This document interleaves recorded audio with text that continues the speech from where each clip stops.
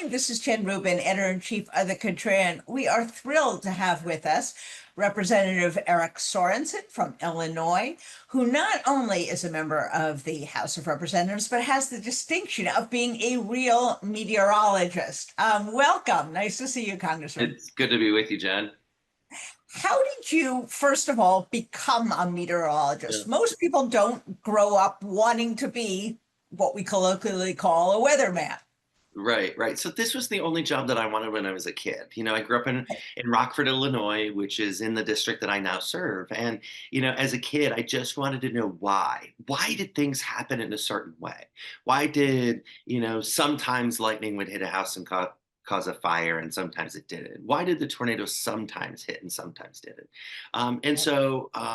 It was really trying to answer those questions. And so, I got to live my dream. I went to Northern Illinois University, got a Bachelor of Science in meteorology, and then worked for 22 years on television. But I like to think that I wasn't competing with the people at the other TV stations. I was competing with this. Okay. It Yeah. was, it was the weather app that would say, oh, there's a 30% chance of rain. And then the weather apps would get better and better and better. Okay. So, how was I going to compete with that? I had to go back to explaining the why things happened in a certain way. But then that also means that I challenged my news managers at the TV station I was working at in 2009 to start talking about climate on television, right? Because I had an obligation as a meteorologist and not as a politician to talk Yes. about something in a way that people would understand. And I had so many people at that time that reached back out and said, well, we can't trust anyone, but we can trust you, Eric, because you're going to tell us the truth. And so I had done that ever since. So I'll tell you, to make a long story short, I'm sitting in the newsroom at WQAD in Moline, Illinois, after 22 years in broadcast meteorology. My congresswoman's retiring, and I thought, why did I just spend my life explaining why things worked? Why can't the next member of Congress go and do that from Washington? Absolutely. Now, you make a very clear point, and that is climate change should be no more controversial than gravity. It's a Right. scientific fact. You can't understand what we colloquially call the weather. You can't understand extreme weather events without this. Um, Give us a sense, because you are an expert in this, how scientifically based man-made climate change is. And this notion that it's up for debate, is it really after all of these years? Right, right. So I had done a couple of research weekends at the University of, or actually the Center for Atmospheric Research out in Boulder, and we have Nobel climate scientists that I was able to sit with, right? And I said, all right, so how do I make it make sense to the people back home? Uh, And I had taken an Amtrak train from Galesburg, Illinois to Denver, right? And so there was one scientist who said, well, it's like if you were the conductor on that train, okay, and you're at the train station and you're punching tickets and you're saying, welcome aboard, welcome aboard, welcome aboard. But then you have one person that's left and says, you can't make me get on your train, okay? At that point, like I, as a communicator of the science, have to decide how long am I going to delay the people that want to get to the next destination. At right. some point, we're going to have to say, I'm sorry, but I have to go. And I hope that I see you down the line somewhere, right? Because I don't want to leave you behind. And so it is a hard thing because we in science we understand what's going on. We understand how the greenhouse effect works. We understand that when you put more energy into the climate system, you're going to get more energy coming out in storms. Right. And if we continue to deny it, it just means that we're going to place the burden on that next generation. And I don't want to have that on my conscience being a member of Congress. Right. The longer we go on, of course, the more catastrophic weather events we have. And to Mhm. some extent, that does seem to be uh, changing the conversation a bit. That if a conservative Republican won't talk about climate change. They'll talk about extreme weather, or they'll Mhm. talk about other ways to address the issue. Is that an easier way in? And what is the conversation now, particularly in the wake of, the latest horror in Texas? We seem to have horrors every week in terms of getting people on the other side of the aisle to take this seriously and talk about what we can do to reduce extreme weather events, otherwise known Yeah. as climate change. Yeah, I think that's a great question, Jen. And look, I think going back to, so I serve on the House Agriculture Committee. It's understanding, and it is so wonderful when I go to a Centennial Farm in Western Illinois, and they have the big book of the weather records that they have had on their farm for the better part of 100 years. It's Right. fascinating to me. You can't tell a farmer that climate change is a hoax because they know that you're lying to them. And I challenge my Republican colleagues there too. But then also on the flip side of the coin, for what you had just said, to your point, it is everything we do today has something to do with climate. Right. And so I would suggest that maybe the best way forward is to take that word out.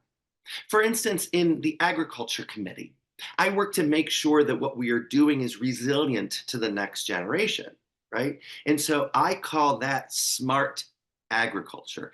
Everything that is better for the environment, better for the next generation, is smart. I think we all can agree on that. So why Right. can't we just call these good decisions that are best for that next generation? They're smart. Okay. That also helps me as a legislator take that word out, which I know this is what we are doing.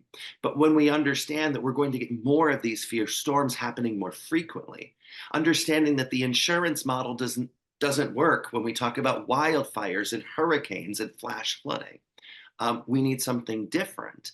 And that's where we're going to need Republicans and Democrats to come together. And we are seeing more extreme storms. I mean, what we saw in Texas, on the 4th of July, just horrific.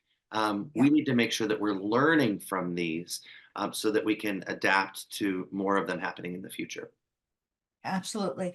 I would be remiss if I had you and didn't ask you about that pardon the expression, batshit crazy press conference that the president gave in Scotland when he's talking about wind. He says it's the most expensive form of weather. He says he's going to ban it in the United States. He says Europe is turning away from it, saying it kills the whales, it kills the birds, you can't bury the propellers. Is any of this true? No, I look.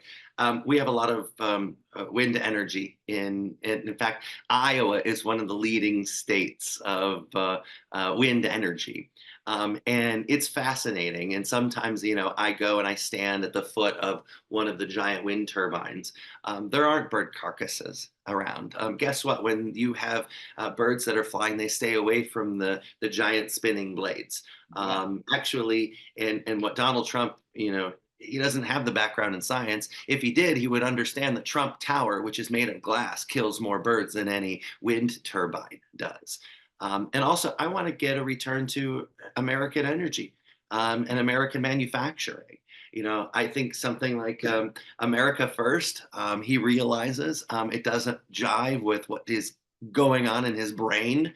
But we do need to make sure that there's an all of the above approach because guess what? We're running out of time, right? We Yeah. need to make sure that we have wind, we have solar, we have nuclear power, that we have hydropower, that all of these things are great, but they also mean good paying jobs for the people that need them.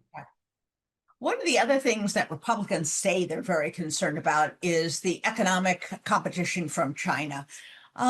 What are we doing that is making the problem worse in terms of their lead that seems to be increasing in everything from batteries to solar panels? Are they beating our pants? And is it going to get worse if we don't make some policy changes? Yeah, so look, I everywhere I go around the world, one of the instances that I try to bring home is I see electric cars everywhere. I see BYD cars everywhere. And for Americans, we don't allow that Chinese manufacturer of electric cars to come in. So I think there's a lot of people in the United States that don't believe that that exists. But we have Chinese electric car manufacturers that are selling these cars for, that are cheaper than an internal combustion engine car. Yet we Yeah. have an administration and a Republican Party that just wants to go back to the internal combustion engine cars. We need to innovate ourselves. And we need to understand what's going on around the world, what other countries are doing, because this administration, it is clear they do not want American innovation to win. We need to innovate as a nation. And that goes back to even research, making sure that we have different modes of transportation. And what the Trump administration is doing is very alarming when it comes to a climate crisis that I think they all know deep down inside. They know it's happening. They're just choosing to ignore it. Now, what has happened with our current agencies? There's been a lot of discussion. You wrote about it for the Contrarian, funding, staffing for NOAA, funding, staffing for FEMA. What's the current situation, and what danger, if any, does it pose to Americans around the country? Well, look, first I'll give the good news. And the good news is the National Weather Service is rehiring. In fact, just this week, they made an announcement that there is going to be a huge hiring of the people coming back. That Because didn't they fired too many people. Right, right. So the first thing that I noticed here was what happened as a meteorologist. Like we need Doppler radar to be able to see where the tornadoes, where the straight line winds are, where the derechos are. When that goes down, Doge immediately they went and they cut the electricians because some teenager in a Doge office in Washington was like, "Why do weather people need electricians? Fire them all." Right? But here's the thing is the National Weather Service Quad Cities office needed an electrician because you got to go climb a tower into this giant Doppler radar to figure out what went wrong, to fix it in hours because we can't afford to have this safety feature off, right? But what happened is now the Quad Cities, we had to get an electrician to drive out from Chicago for 3 hours, climb the tower, realize this is the part that's broken. Now I have to go and order this part. I don't know where I'm going to order this part from. And now instead of hours, Doppler radar is down by days. We can't afford to have a tornado happen that we don't see it. The National Weather Service is a service, and we need to make sure that we're sustaining that. And so on Capitol Hill, I was able to probably find the best Republican for this, Representative Mike Flood, because hey, I'm the only meteorologist in Congress, but his last name is Flood. We need to work on a weather bill together, and Yeah.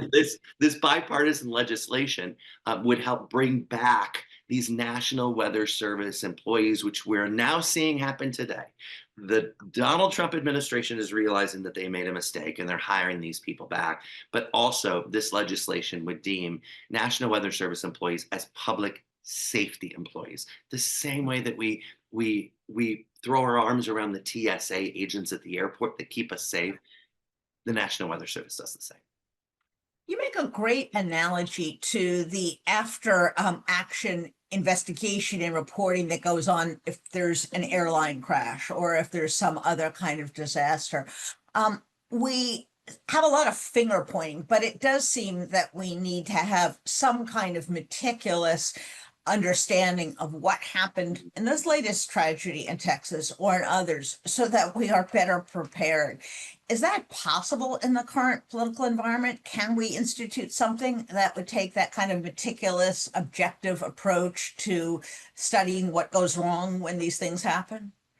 Well, I certainly think that we must try, right? I don't want to have those. I keep thinking about those little girls at that camp along the Guadalupe River. We have to do something so that their death didn't happen in vain. And I saw immediately on the 4th of July weekend how immediately politicians started throwing jabs at one another. Right. Okay. And I knew as a meteorologist, that's not going to solve this. Right? What is going to solve this is identifying what went wrong. And I'll tell you, one of the things that caused me to be a meteorologist was an airline crash in 1985 at Dallas Fort Worth Airport. It was Delta 191, which encountered a microburst. On the L-10-11, the pilots all of a sudden were dealt with bombarding of the wind that was pushing this plane to the ground, and they didn't know what was going on in real time. There were many people that were killed when that plane crashed. That plane crash, which was identified by the NTSB as being caused by a weather phenomenon called microburst, meant that we could install the Doppler weather radars at large airports to be able to see them, which is one of the reasons why we haven't had another Delta 191 crash since. Okay. Right. And so, I'm thinking after the 4th of July, tragedy in Texas, what can I do as a legislator, as a policymaker, as a meteorologist to make sure that we lower the risk of it happening again? And we have to go back and understand what went wrong. And I think, in my gut says that there's social science problem here. Yeah, The National Weather Service did issue the warnings, but the people didn't understand what the risk was in real time to make a good decision. And, if we do have a National Weather Safety Board that can go identify it, well, then maybe we will be able to implement the policy that will keep people safe next time. absolutely. We're coming up, it seems incredible, on the 20-year anniversary of Katrina, which was, in many people's mind, sort of the quintessential sort of emergency event. What do you think we learned, if anything, after Katrina? And what should we be going back to look at Katrina for some lessons and reminders on how we deal with these extreme weather conditions and, you know, top I think, rated hurricanes? yeah, that's a great question. I'll take you back to 2003. So this was 2 years before Hurricane Katrina. I was down covering a hurricane along the Louisiana Gulf Coast, Hurricane Lily, which was a Cat 5 in the Gulf. And I will never forget, I was filling in at KPLC in Lake Charles because they needed meteorologists. And I sat down with folks from FEMA, and I asked the question, what happens if this hits to the west of New Orleans and the flood, the what we call the dirty side of the hurricane comes in? And the answer in 2003 was there will be an incredible loss of life. Okay. Fast forward to 2005, when Hurricane Katrina was coming ashore. I was the meteorologist, the morning meteorologist in Rockford, Illinois at NBC. And then all of a sudden I get goosebumps right now when we had gotten word that the levees failed, because I heard those words in my head from 2 years earlier, right? We knew what the scale of this disaster was going to be before it occurred. And then the government's lack of a response to these people was horrific. We cannot allow that to happen again. So Right. we need to make sure that we have the best policies in place going forward, that that doesn't happen, or that when Hurricane Ike flooded Houston, right, that we didn't see this awful loss of life that we did see in Katrina. Now, understanding also, Jen, that we cannot ignore the fact that clearly Houston and New Orleans are different cities, right? You know what I'm talking about here. We have to make sure that everyone, every person is protected. And that goes back to the mission statement of the National Weather Service. It is to protect life and property. That's what we should Right. do. Absolutely. Last question for you. This has been fascinating. One can understand why you got the weather and the climate bug as a kid, because you get into this and it really is, fascinating kind of stuff. Um, People have a misunderstanding about FEMA. It is supposed to Yeah, work in tandem with state and local officials. The initial responders are not people from Washington, D.C., they're local people. Can you talk a little bit about the need for coordination and the fact that we can't have this finger pointing between the right. federal folks and the state and local folks? One of the quintessential problems with Katrina was that there was a malfunction, a disconnect between state, local, federal government. How should it work in the most ideal sense? Well, first things first, we need the people on the ground first that can respond immediately to the emergency, right? And I go back to a lesson that I had learned in 2023, just a couple of years ago here in my district, where we had something like 13 inches of rainfall in the tiny town of Cuba, Illinois. Mm. Okay. And everyone in town was flooded immediately overnight. Okay. And so it was the emergency management that came together, and it was first responders that made sure that there wasn't any loss of life.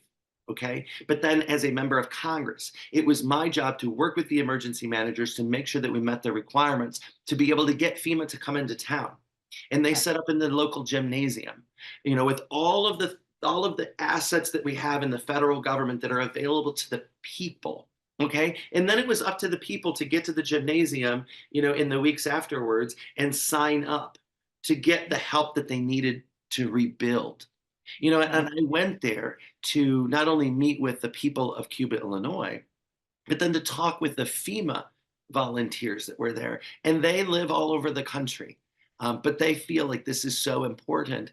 I'll always be struck with the fact that I went to thank them, and they said, "We've never had a member of Congress come and thank us before. We've never had a member of Congress that ever showed up where we have been helping people."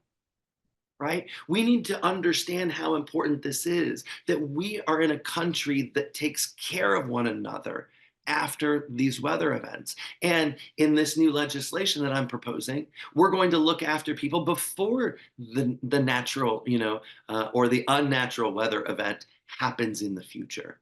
And those are the things that we need to do to make sure that the mission works correctly for the benefit of the people. Well, what you're doing is absolutely marvelous. And you'd think this kind of basic life-saving legislative work should be nonpartisan, bipartisan, Right? and that we don't need to have the next and the next and the next tragedy that is either partially or totally avoidable. Yeah, and So thank I will you. tell you real quick, Jen. Absolutely. Please. I didn't get to Washington with political baggage. I signed up from my television station after earning the trust of the people to run for Congress, which gives me an opportunity to work with some Republicans when they're afraid to work across the aisle because of the president, right? They'll work with the meteorologist. And so I will tell you, in a lot of these things, I'm working with a congressman in Texas, Rep. Moran, about rural weather. We're working on this bill. And when I talk with other members across the aisle and I say, we got to get the politics out of this because we're not serving the people by arguing and pointing fingers, they're very receptive. And so I cannot wait to get the text done on our bill and get it out there, because I really, really think that we can get this done. Well, best of luck to you. I can see why your viewers loved you in terms of your credibility, your enthusiasm, your authenticity. So more power to you. Thanks so much. We'll look forward to having you back real soon. Great to be with you.